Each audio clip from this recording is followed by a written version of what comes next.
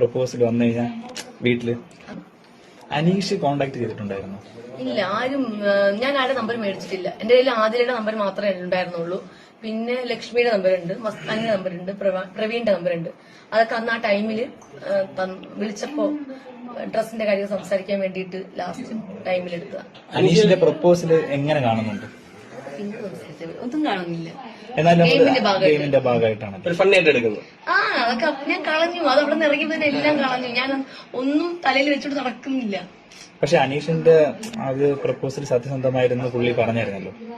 അപ്പൊ അത് അങ്ങനെ ഇനി ഇപ്പം ഭാവിയില് അവരെ വീട്ടുകാരായിട്ട് പ്രപ്പോസൽ വന്നു കഴിഞ്ഞാൽ വീട്ടില് പിന്നെയുള്ള കാര്യമില്ലേ. എന്തായാലും നമ്മുടെ ഒരു പ്രോഗ്രാം അനുമോൾ അറേഞ്ച് മാരേജ് ആയിരിക്കുമല്ലോ. ഞാൻ ഇനിയിപ്പോ അതേ ഉള്ളൂ. കാരണം ലവ് മാരേജിന് ഇനിയിപ്പോ സമയമില്ല. ഏതെങ്കിലും പെട്ടെന്ന് വന്നു കഴിഞ്ഞാൽ കല്യാണം കഴിക്കുക. 2 വർഷം കഴിഞ്ഞിട്ട് കല്യാണം കഴിക്കുക. സ്റ്റാർ വാല്യൂ കൂടി